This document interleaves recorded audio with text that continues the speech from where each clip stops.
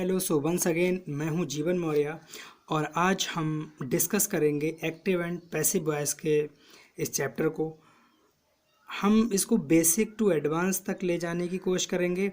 ये चैप्टर हमें बहुत काम आता है, चाहे तो वो हमारा एकेडमिक हो, स्पीकिंग से रिलेटेड हो, या फिर राइटिंग स्किल हो, और या फिर अदर कंपटीशन, यानी कोई भी कंपटीशन हो उसमें इंग्लिश अगर आती है तो उसके लिए बहुत ही इम्पोर्टेंट होता है।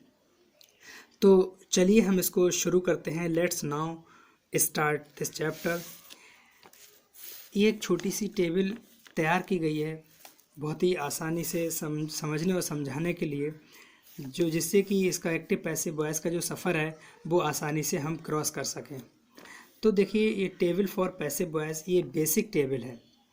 इसमें बहुत ही आसानी से सारी चीज़ें डिज़ाइन की गई हैं, बहुत ही कम समय में ज़्यादा समझ में आए ऐसा किया गया है। तो ये जो लाइन है पूरी, ये पैसिव वॉइस में यूज़ होती है। Is, am, are, was, were, being और बीन और बी, ये जो पूरी लाइन पैसिव वॉइस के लिए है। और ये सब हमें एक्टिव वॉइस में मिलेगा। इतना सब क्या क्या मिलेगा? ये तो वर्ब की फर्स्ट फॉर्म होगी। वर्ब की फर्स्ट फॉर्म में एस या yes, I S, do, does, या फिर नॉट, और वर्ब की फर्स्ट फॉर्म। नेक्स्ट है हमारा वॉज वर्ब। कब यूज़ करेंगे? जब हमें ईडी मिले। वर्ब की सेकंड फॉर्म डिड नॉट, या और डिड नॉट के साथ वर्ब की फर्स्ट फॉर्म। अब हम बीइंग कब यूज़ करेंगे? जब हमें इज, एम, आर, वॉज, वर और इनके सबके साथ हमें वर्ब की फर्स्ट फॉर्म में आईएनजी मिले, तब हम उसके लिए बीइंग यूज़ करेंगे। इनका सबका टेक्निकल मेथड ही बताऊंगा आखिर हम ऐसा क्यों करते हैं। नेक्स्ट है हमारा ये बीन कब यूज़ होगा? जब हैज़ मिल जाए हमें एक्टिव वॉइस में, हैव मिल जाए, हैड मिले, या फिर शैल हैव या विल हैव, या वर्ब की थर्ड फॉर्म। इन सब के साथ वर्ब की थर्ड फॉर्म यूज़ होती है, तब हम बीन यूज़ करते हैं। अब बी कब यूज़ होगा हमारा? जब शैल मतलब shall, will, can, could, may, might और जो जितने भी मॉडल ऑक्सिलरीज होती हैं उनके साथ हम बी का यूज़ करते हैं। तो ये तो हमारी टेबल रही। अब हम बात करें, थोड़ा सा और आगे बढ़ते हैं। ये जो पॉइंट है हमने समझाने की कोशिश की है, जो मतलब तीन चीज़ें होती हैं जिनके बिना हम पैसिव नहीं बना सकते। पहली चीज़ है हेल्पिंग वर्ब का होना ज़रूरी है। Second thing is that object का होना ज़रूरी है। और third thing is that verb of third form. मतलब without these things we can not change into passive voice. इन तीनों चीज़ों के बिना हम पैसिव वॉइस को नहीं बदल सकते हैं। पहली बात, हेल्पिंग वर्ब होना बहुत ज़रूरी है पैसिव वॉइस के लिए। दूसरी बात, ऑब्जेक्ट होना ज़रूरी है। तीसरी बात क्या है? वर्ब की थर्ड फॉर्म। ये हमारे लिए बहुत ही ज़रूरी होता है। ये इस वीडियो में तो हमने केवल बेसिक ही समझाया आपको। नेक्स्ट वीडियो जो हमारी होगी वो डायरेक्ट इनडायरेक्ट ऑब्जेक्ट को लेकर होगी। अभी तो आप केवल सिंपली ऑब्जेक्ट जानते हो, लेकिन हम एडवांस तक ले जाएंगे। इसलिए डायरेक्ट ऑब्जेक्ट क्या होता है, इनडायरेक्ट ऑब्जेक्ट, जो बहुत ज़रूरी होता है पैसिव वॉइस के लिए, बहुत इंपॉर्टेंट होता है। इसके बाद वाला जो हम डिस्कस करेंगे वो ट्रांजिटिव वर्ब और मोनो ट्रांजिटिव वर्ब। जो ट्रांजिट वर्ब्स होती हैं, हमेशा याद रखिएगा, जो हम पैसे बनाते हैं वो ट्रांजिटिव वर्ब का ही पैसे बनता है। यहाँ मैंने लिख रखा है कि ट्रांजिटिव वर्ब का ही हम पैसे बनाते हैं, अब इंट्रांजिटिव वर्ब का नहीं। तो हम आगे ये भी बताएंगे कि ट्रांजिटिव वर्ब क्या होता है और इंट्रांजिटिव वर्ब क्या होता है। फिर हम ट्रांजिटिव और मोनो ट्रांजिटिव भी आपको बताएंगे। बने रहिएगा हमारे साथ सभी वीडियो में। हमारे चैनल को सब्सक्राइब कर लें, जिससे कि आपको आने वाले वीडियोज़ का नोटिफिकेशन मिलता रहे। कोशिश करूँगा ग्रामर से संबंधित जो भी समस्याएँ हैं वो आपकी शॉर्ट आउट करूँ। तो अब देखिए, ये एक छोटा सा टेबल तैयार किया है। ये सब्जेक्ट है, इसको एक्टिव वॉइस होता है, ये पैसिव वॉइस में। ये ऑब्जेक्ट की लाइन है पूरी और ये सब्जेक्ट की। तो देखिए, इसमें ही को बाय हिम में बदलते हैं, शी को बाय हर में, आई को बाय मी में, वी को बाय अस में, यू को बाय यू में, दे को बाय देम में, हु को बाय हुम में, और समवन, समबडी, एनीबडी और एनीवन।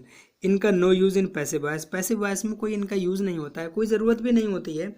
तो हम ये तो बाय के द्वारा हम पैसे बनाएंगे, मतलब हम ये जो चीज़ें हम बता रहे हैं बाई के थ्रू पैसे वॉइस बनाएंगे। इसके बाद विद, इन, एट और टू, इनको हम बहुत ही आसान ट्रिक के साथ बताएंगे, जिससे कि हम और आप कभी भी ना भूलें, जो हम आसान तरीके से पढ़ेंगे। चलिए शुरू करते हैं हम अपने एक्सरसाइज को। देखिए, first sentence is I teach him English. I teach him English. तो सबसे पहले ये हमारा सब्जेक्ट हो गया। ये वर्ब हो गया, ये ऑब्जेक्ट और ये एक ऑब्जेक्ट है, दो ऑब्जेक्ट है इसमें। इनकी पहचान हम क्या बताएंगे, डायरेक्ट ऑब्जेक्ट इनडायरेक्ट ऑब्जेक्ट को आगे डिस्कस करेंगे। फिलहाल हम थोड़ा सा बता दे रहे हैं अपने जानकारी के लिए। जो पहले मतलब पर्सनल प्रोनाउन होते हैं वो इनडायरेक्ट ऑब्जेक्ट में होते हैं, और बाकी जो नॉन लिविंग थिंग्स होती हैं वो डायरेक्ट ऑब्जेक्ट में होती हैं। और बहुत सारी चीज़ें हम लेंथी डिस्कस करेंगे नेक्स्ट वीडियो में। तो अब हम पहले हमने हिम को क्या करा, सब्जेक्ट बनाया। करते क्या है, हम ये ऑब्जेक्ट को सब्जेक्ट और सब्जेक्ट का ऑब्जेक्ट इनको रिप्लेस कर देते हैं। तो जब इनको रिप्लेस कर देते हैं, इसको उठाया हमने यहाँ पर, क्योंकि हम सब्जेक्ट की जगह पर तो लाए हैं, इसको सब्जेक्ट की जगह पर लाए हैं, तो इसका सब्जेक्ट क्या होगा, हिम का। हिम का सब्जेक्ट हमारा ही होगा। जब ही होगा तो हमने ही लिखा। अब दूसरी बात क्या है कि हेल्पिंग वर्ब के बिना हम पैसिव नहीं बना सकते, ऑब्जेक्ट के बिना वर्ब की थर्ड फॉर्म। ऑब्जेक्ट तो हमारा आ गया, काम खत्म हो गया। अब इसके बाद हेल्पिंग वर्ब हमें क्या आनी है, देखिए हमने टेबल में बताया था वर्ब की फर्स्ट फॉर्म। वर्ब की फर्स्ट फॉर्म है इसमें, तो इज एम आर में से कोई एक यूज़ होगा। अब यहाँ वर्ब की फर्स्ट फॉर्म है तो इज आ गया। अब वर्ब की थर्ड फॉर्म यानी वर्ब ऑफ थर्ड फॉर्म यानी टीच की थर्ड फॉर्म टॉट होती है। फिर इसके बाद जो ऑब्जेक्ट बचता है वो, यानी he is taught English by me, यानी आई का ऑब्जेक्ट मी होता है, और प्रपोजिशन बाय को यूज़ करते हैं इसमें, प्रपोजिशन इससे ऑब्जेक्ट से पहले। देखिए आई का मी, ठीक है। तो सेंटेंस हमारा बन गया, he is taught English by me. Next sentence is that I am writing a letter. I am writing a letter, मैं एक पत्र लिख रहा हूँ। फिर काम भाई करना है, सब्जेक्ट हेल्पिंग वर्ब, अब ये वर्ब ऑफ फर्स्ट फॉर्म में आईएनजी है और ऑब्जेक्ट है। तो हम करते क्या है, ये ऑब्जेक्ट हमने यहाँ ले लिया, जैसे इसमें लिया था ऑब्जेक्ट उठा के यहाँ, ऐसे ही हमने ये ऑब्जेक्ट का सब्जेक्ट बना लिया। यहाँ पर ऑब्जेक्ट था, यहाँ बन गया हमारा सब्जेक्ट। इतना काम हो गया। अब जब ऑब्जेक्ट बन जाता है, फिर इसके बाद हमें हेल्पिंग वर्ब की नीड होती है। हेल्पिंग वर्ब की नीड हैज़ हमारी ऑलरेडी है इसमें। अब देखा हैज़ के साथ वर्ब की थर्ड फॉर्म है। यहाँ हमने टेबल में बताया था has, have, had, shall have, will have और वर्ब ऑफ थर्ड फॉर्म। तो इनके साथ हमें बीन यूज़ करना है, देखिएगा। तो हमें इसके साथ क्या यूज़ करना है, बीन। तो हैज़ बीन, देखिए has been written by him. देखिए verb of third form use हो गई, हमारा ऑब्जेक्ट यूज़ हो गया, हेल्पिंग वर्ब यूज़ हो गया, और जो हमें लिंकिंग मतलब हेल्पिंग वर्ब थी, हेल्पिंग वर्ब के साथ हमें क्या यूज़ करना है वो भी हमने बता दिया। ही को हमने बाय हिम में बदल दिया, जैसा कि इसमें टेबल में बताया गया है। नेक्स्ट है हमारा someone had stolen this car, यानी ये कार किसी ने चुरा ली थी। अब वैसे मेरे सामने जो कार है वो कार पहले किसी ने चुरा ली थी, अब मुझे मिल गई है। तो this car had been stolen. देखिए ये दिस कार ये हमारा ऑब्जेक्ट था, हमने इसको सब्जेक्ट बना लिया, ये सब्जेक्ट बना क्योंकि सब्जेक्ट जगह पर है। अब हैड हमारा हेल्पिंग वर्ब वैसे ही रहेगा।